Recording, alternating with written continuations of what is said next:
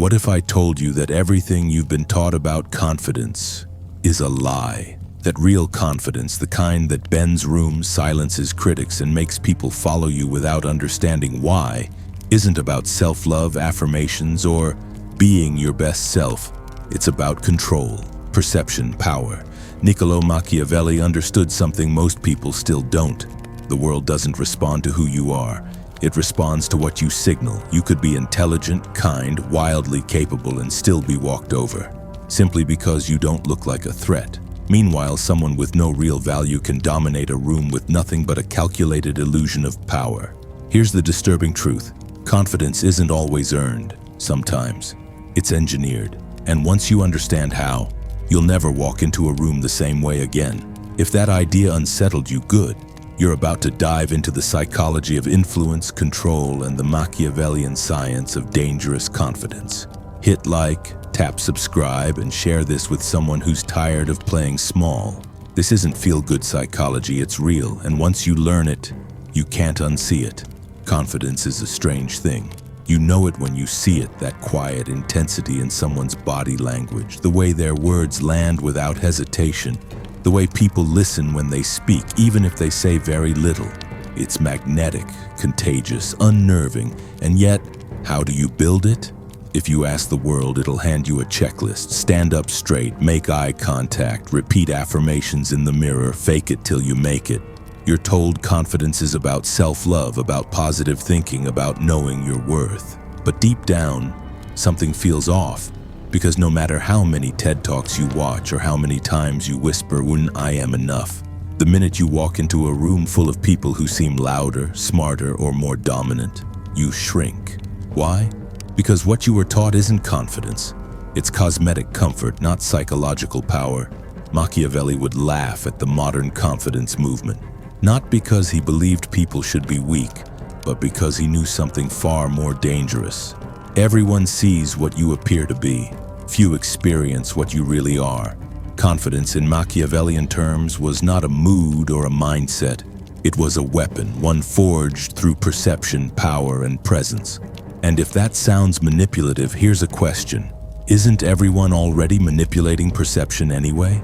Social media filters, carefully curated stories, humble brags, strategic silences. The truth is, people are already performing, they just don't know the script. Let's look at the psychological mechanics underneath. In 1965, psychologists Albert Bandura and Richard Walters studied social learning. The idea that people don't just learn by doing, but by watching. Confidence, they found, was contagious. If someone walked into a room like they belonged there, others assumed they did, even if it wasn't true. But here's where it gets dark. People can't tell the difference between earned confidence and projected dominance, not without time and not without effort. And since most people don't give either, they default to the appearance. So someone who's calm, controlled, and deliberate, even if internally unsure, will still be treated as if they know what they're doing. Meanwhile, someone with real skill but nervous body language or self-doubt gets overlooked, ignored, misjudged. In short, the world doesn't reward truth, it rewards believability. And here's where the lie of modern confidence becomes dangerous. You've been told to focus on feeling confident, but that's a trap. Because when you make confidence dependent on how you feel, you lose it the second anxiety, discomfort, or pressure enters the room. And guess what?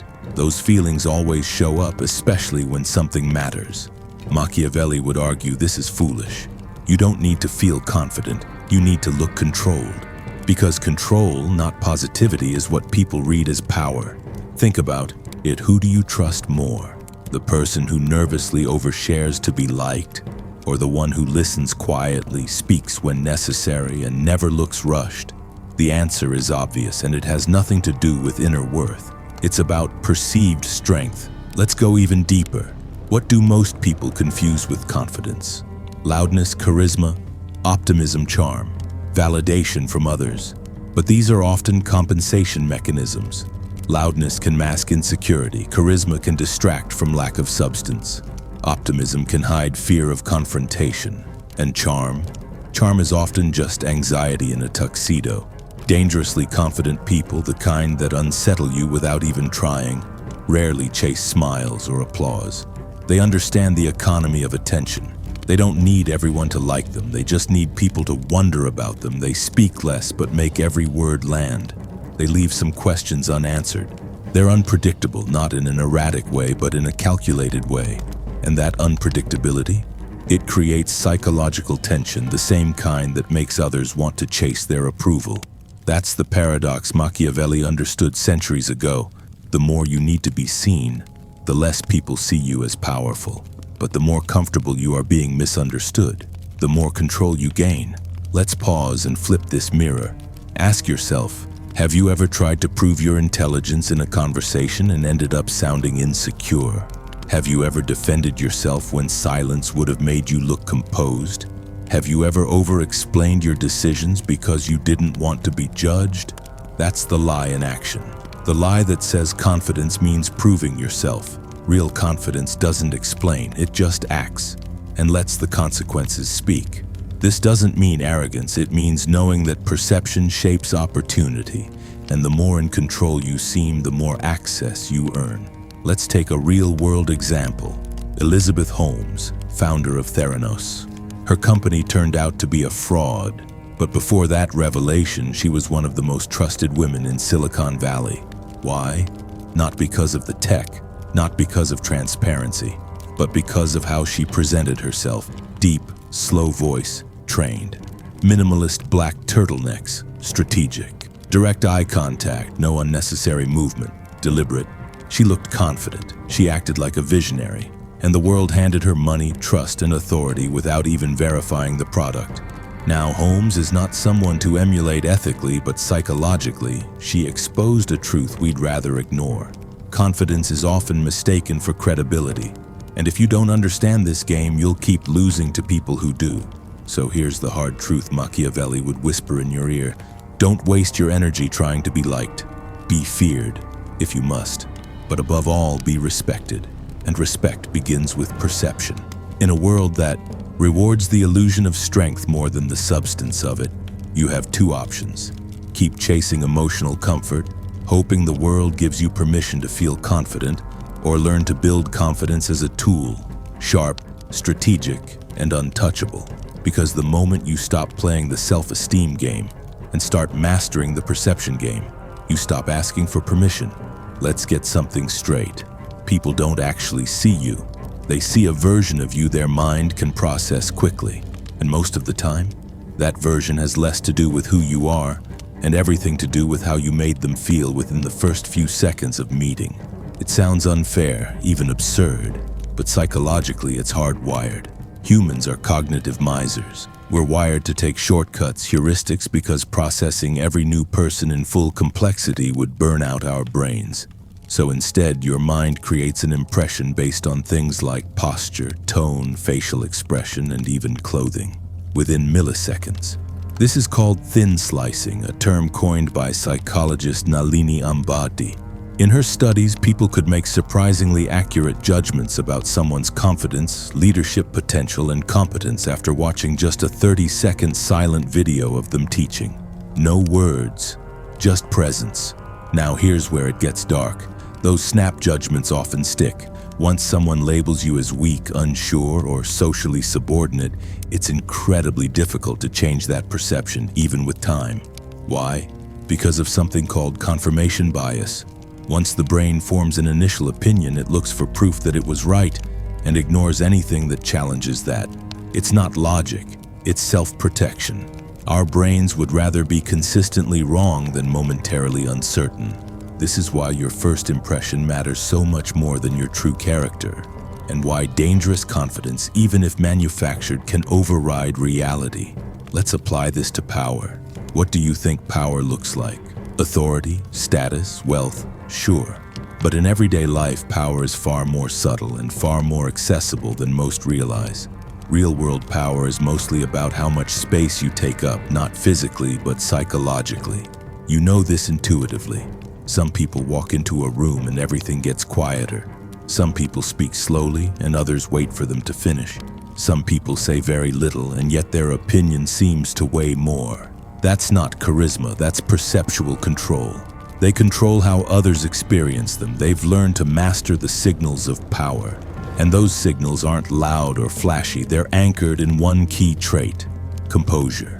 Here's a disturbing study to back that up. In a 2007 psychological study at UC Berkeley, researchers asked participants to evaluate others based on short interactions. The results? People consistently rated individuals who spoke less, blinked less, and moved slowly as more powerful and competent, even if their actual ideas were mediocre. Why? Because composure signals resource control. It tells the room, I don't need to fight for attention. I don't need to rush. I already own this space. In contrast, fidgeting, over-explaining, or overly fast speech are interpreted, often unconsciously, as submissive behavior. So when someone asks a question and you answer with a rapid-fire TED Talk to sound smart, you're actually devaluing your own presence. Want to look more powerful? Slow down. Pause. Speak like your words already carry weight, not like you're trying to earn it.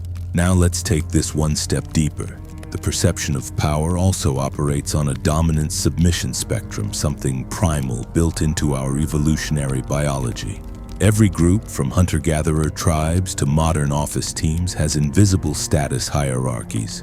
These aren't based purely on logic or fairness. They're based on who projects strength versus who signals deference. You know this when you wait for someone to finish speaking even if you disagree. You avoid eye contact with a boss or intimidating peer. You automatically defer to someone's opinion because they seem sure of themselves. That's not respect. That's perceived dominance. And here's the Machiavellian twist. You don't have to earn dominance to project it. You just need to signal that you're not playing the submissive role.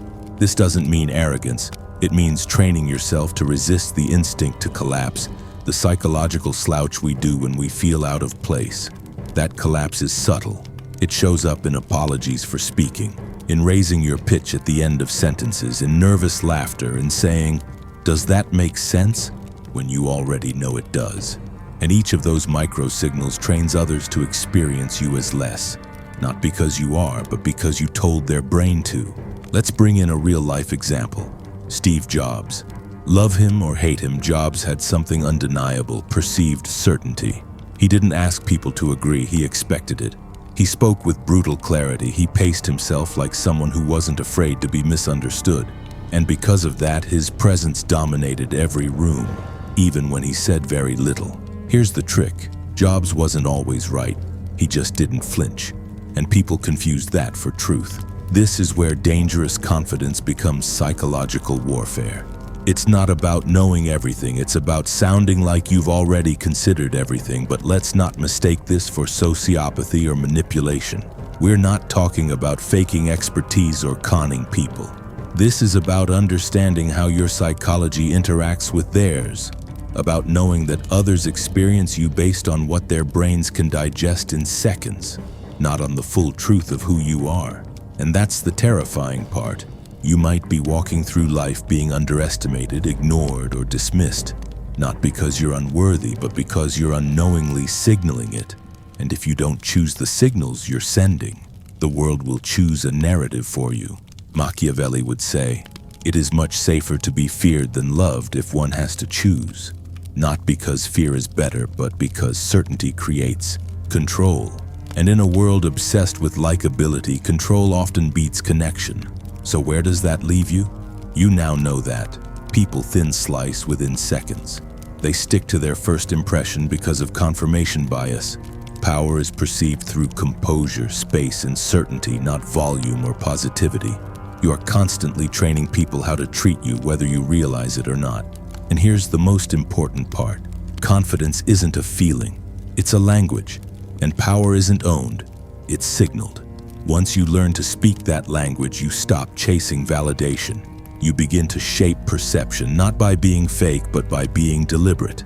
In the next chapter, we'll go deeper into Machiavelli's own dark blueprint, the original playbook of power, perception, and presence. Because once you know how people are controlled, you can stop being one of them. You've heard the name, Machiavelli. For most people, it evokes images of ruthless kings, backstabbing courtiers, and cold political schemes. His name is practically synonymous with manipulation, deception, and tyranny. The word Machiavellian itself has become shorthand for power-hungry villainy. But here's the part no one tells you. Machiavelli wasn't glorifying cruelty. He was documenting human nature. He wasn't writing fairy tales about morality. He was writing field notes from inside the lion's den. Notes for those who would lead or survive. And what he saw was this: if you want to keep power or even just keep your head, it's not enough to be good. You must be feared, respected, and strategically unseen. Now let's not mistake this for sociopathy. Machiavelli didn't tell leaders to be evil. He told them to be realists in a world where idealism often gets you killed. So what was his actual blueprint? And how can you, a modern human, not a prince, use it to become dangerously confident? Let's break it down. 1. Always control the optics. Never let the audience see the whole stage. Machiavelli believed in the power of image above intention. To him, how people see you matters more than who you are inside. Why? Because the masses don't have the time or intellect to study your character. They judge based on impressions, symbols, and stories. Sound familiar? It's the same game we're playing now on LinkedIn, on social media, in office politics, on first dates. Machiavelli's advice? A prince must appear to be all mercy, all honesty, all humanity, and yet he must be ready to act otherwise when necessary. In other words, you must master duality. Appear trustworthy while never being naive. Appear calm while watching everything. Appear humble while holding total command of your space. And above all, never let anyone see your full intentions. Because once people know your plan, they can block it. But if they can't read you, they can't stop you. 2. It's better to be feared than loved when you can't be both. Let's be honest. Most people want to be liked. We seek approval like oxygen. But that desire is often the very thing that strips us of our authority. Machiavelli was clear on this point. It is much safer to be feared than loved if you must choose. This isn't about cruelty, it's about detachment from people-pleasing. Because when others love you, their loyalty depends on how they feel. That changes, that's weak. But fear is consistent. Fear respects boundaries. Now translate that into today's world. The boss who's too nice gets walked on. The friend who never says no gets drained.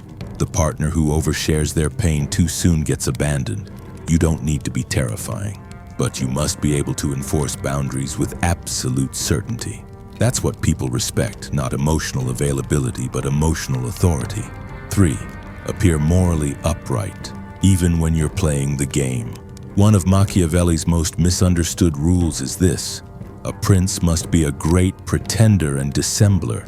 What he meant was this: people want to believe their leaders are good, even when they know deep down that power is dirty.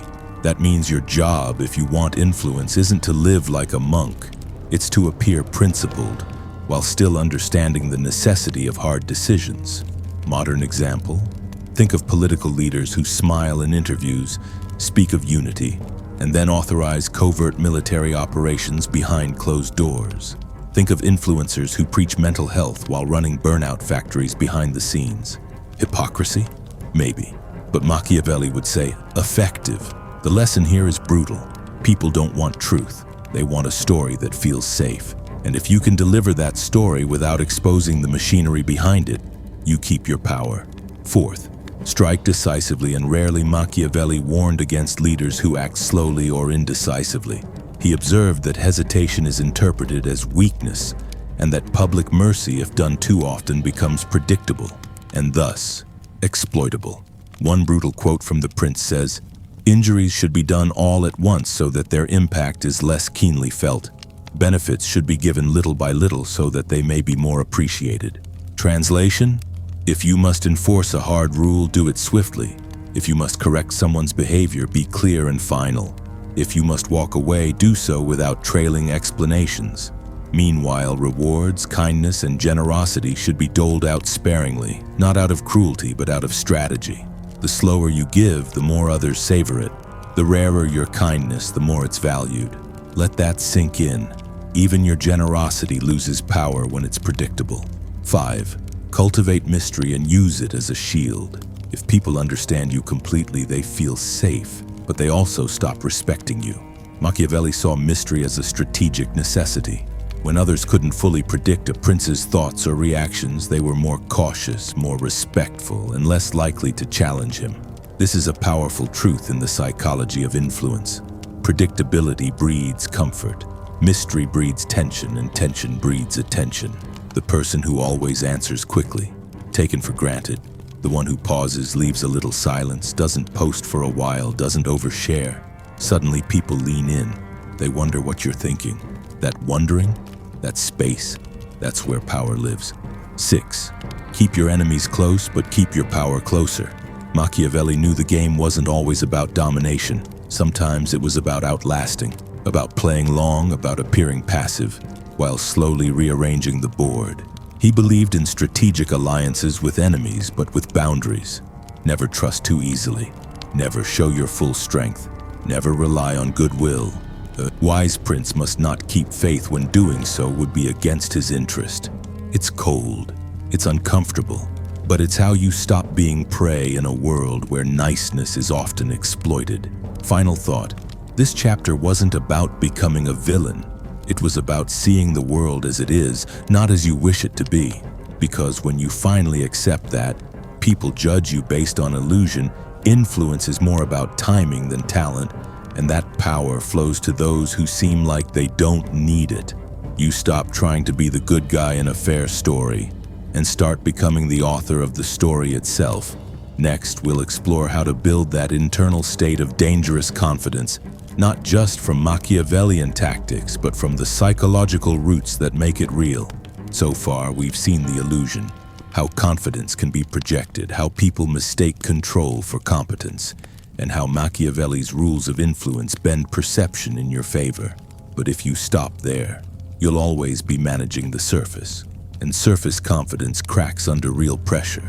The silence after rejection, the tension before confrontation, the shaky hands during failure. You can't pose your way through those moments. You need something deeper, something unshakable. You need a kind of confidence that isn't performed, it's forged. This is the heart of dangerous confidence, not just what others believe about you, but what you believe when no one's watching. And here's the twist, it has nothing to do with being fearless. It has everything to do with becoming someone you don't need to doubt. Step 1. Stop chasing confidence. Build self-trust instead. Most people confuse confidence with feeling good about themselves. That's fragile. That's mood-based.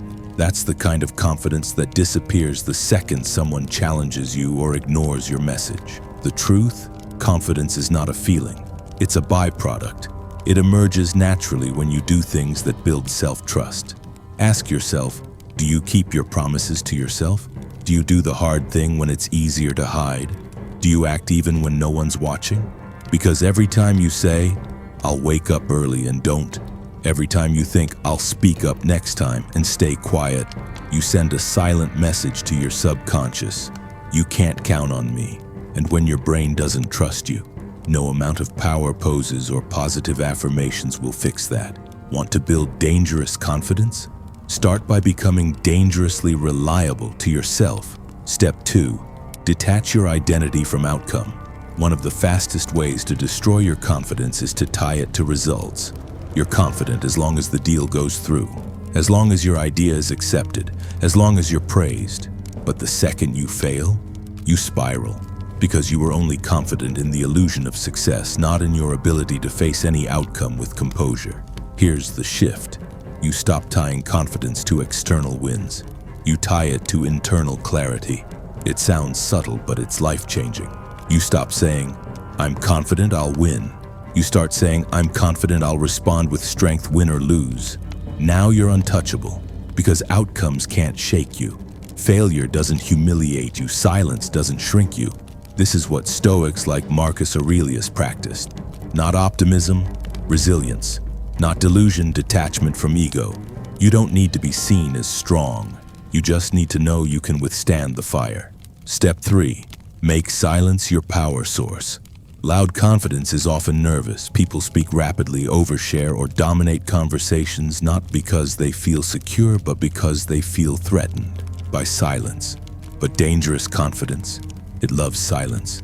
It understands that those who pause control the tempo, that stillness in body and speech radiates control. Want a test? Walk into a room. Don't rush to speak. Scan slowly, sit calmly. Let the space catch up to you. Feel the tension rise. Feel people start to adjust to your rhythm. That's presence. That's confidence. And that's something people can't fake, because to hold silence without panic requires deep internal security. If you can't hold space without filling it, your power leaks. Machiavelli would say, the lion does not need to explain why he's not roaring. Step 4. Master emotional restraint. This one will make people uncomfortable because we live in a world that worships expression. You're told to be raw, speak your truth, express how you feel. But here's the psychological truth. The more you express impulsively, the less control you have. And the more people perceive you as controlled, the more power you gain. This doesn't mean repression. It means restraint. The ability to choose when and how your emotions are revealed. Emotional restraint is power because it prevents people from reading you too easily, makes your reactions unpredictable and intriguing, forces others to monitor themselves around you. Here's a wild psychological insight. People project their own insecurity onto emotionally restrained individuals. They think, what are they thinking? Do they like me? Are they judging me? And in that uncertainty, they start to chase your approval. That's influence. And it only comes when you stop leaking your emotional state in real time. Step 5. Develop a hard spine, soft edges identity. This is one of the rarest psychological configurations, and it's what creates dangerous charisma. Most people are either hard all over, guarded, aggressive, performative, soft all over, passive, overly emotional, approval-seeking. But the people who command rooms, who own conversations without raising their voice, they have hard spines, unshakable convictions, boundaries, self-trust, and soft edges, warmth, curiosity, humor, presence. That balance is disarming because people feel safe, but not dominant over you. They feel connection, but not control.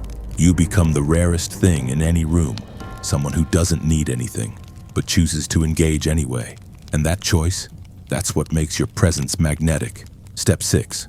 Create a personal code and live by it relentlessly. Confidence is not just about communication. It's about coherence.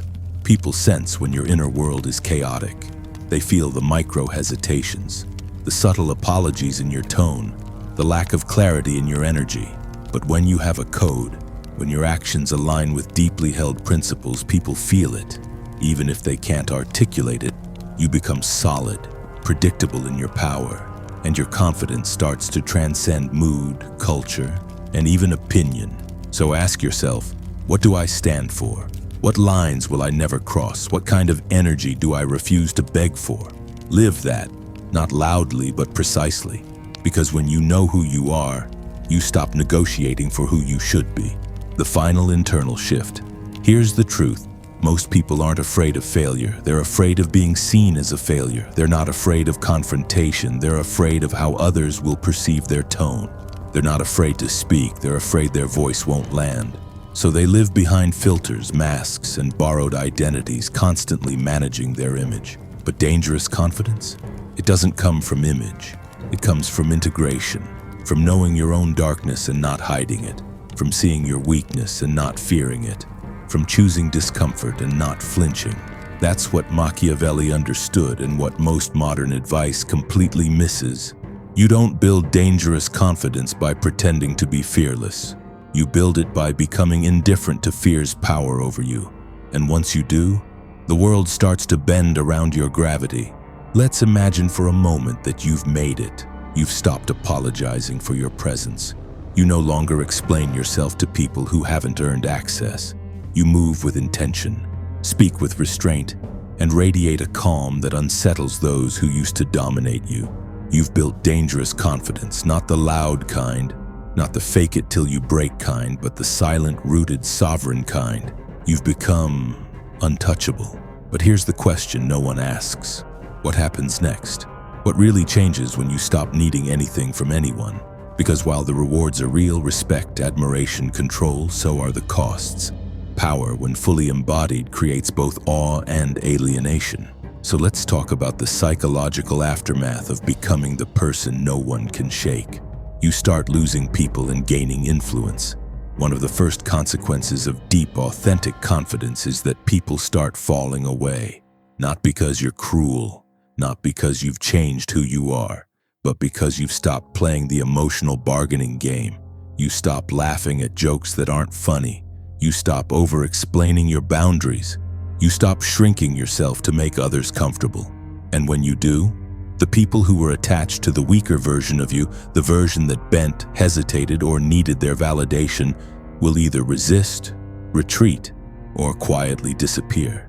But in their place, something else happens. The silent ones start paying attention. The dismissive ones start watching you with caution. And the powerful ones start seeing you as one of them. You're no longer performing for attention, you're becoming a reference point, and the room adjusts. You become a mirror people fear to look into. Here's something strange. The more emotionally solid you become, the more uncomfortable some people will feel around you. Because your composure doesn't just protect you, it reflects back the unruliness in others. Your silence reminds them of their noise. Your boundaries expose their lack of self-control. Your certainty reveals their indecision. And they may not know why, but they'll find you intimidating. Not because you've threatened them, but because you no longer play by their unspoken rules. Confidence isn't always welcomed. Sometimes it's confrontational, not in action but in presence. This is the paradox of becoming untouchable. You become a standard, and standards either inspire or irritate. People stop testing you, but start talking about you. You'll notice it first in small ways. That person who used to interrupt you now waits for you to finish. The one who used to gossip about you now watches you from across the room. The friend who always needed you to bend a little now doesn't feel as close. They won't confront you directly because they can't. There's nothing wrong to attack. You're too composed. So instead they'll whisper, project, speculate. You'll become enigmatic, talked about, misunderstood, mythologized, and that's when you'll realize the less accessible your energy becomes, the more people obsess over it. That's not ego, that's psychology. Scarcity breeds value, clarity breeds projection. And confidence, the real kind, makes people project their insecurities all over you. Your words start carrying more weight than you intended. This is the part no one warns you about. Once you develop dangerous confidence, people start leaning into your every word, not because you're trying to persuade them, but because your composure gives your speech authority. You say something half serious and they treat it like gospel. You give feedback and it's received like prophecy. You go quiet and they think you're plotting. This can be powerful, but it's also a responsibility. Because once people start assigning meaning to everything you do, you must learn to speak even more deliberately, not to manipulate, but to honor the psychological weight your presence now carries. You become immune to emotional blackmail. Before this transformation, you were probably vulnerable to one of the most common forms of manipulation: guilt-tripping, passive aggression, approval, withdrawal, sudden silence to provoke a reaction. These are tactics people use to test your emotional availability, to pull you back into a game where they control how you feel about yourself. But now, they don't work because your sense of self is inwardly sourced. You no longer rely on others to reflect your value. You no longer feel the need to fix their discomfort. You no longer take their projection personally. And when people realize that nothing they do shakes you, they either evolve or exit because you've become psychologically expensive to engage with. You risk becoming isolated, but you gain inner peace. Let's be honest. There's a loneliness to this path. Not everyone will understand you. Not everyone will follow. Not everyone will celebrate your refusal to compromise. But that's the trade-off. You give up constant company, and in return you gain deep solitude, the kind that heals, sharpens, and clarifies. You become your own feedback loop. You think in silence without spiraling. You self-correct without self-loathing. You discover that confidence, once dangerous enough, becomes peaceful, not arrogant, not reactive, not aggressive, just complete. You start drawing in people who value depth over drama. Once your confidence becomes internal, you stop attracting chaos. The emotionally unstable, the needy, the manipulative, they find you boring. You don't give them the rush, the reaction, the dance. And so, they move on. But in their place, you begin to attract people who see the world the way you do. Those who value clarity over confusion, respect over performance, depth over drama, truth over comfort. These people don't want your energy. They want to exchange it, build with it, sharpen each other. And that is where real connection begins, not in being everything to everyone, but in being fully, unshakably yourself and letting the right ones find you. The final realization. Becoming untouchable doesn't mean you become emotionless. It doesn't mean you stop caring or isolate yourself in cold authority. It means you stop giving people emotional leverage over your identity. It means you no longer walk into rooms wondering who you need to become to be accepted. It means you no longer apologize for being calm, direct, or hard to impress. And that is terrifying to those who benefit from your uncertainty, but freeing for you. Machiavelli might have said, "Power belongs to those who can hold it without shaking, without chasing, without bleeding for applause." So what happens when you become untouchable? You scare the weak. You attract the strong. You walk alone sometimes, but never without purpose. You stop performing and start living. You become the kind of person people remember, not because you tried to be, but because you no longer needed them to. Right now, there are 2 videos on your screen, handpicked just for you. Click to watch them. I'm sure you'll love every second.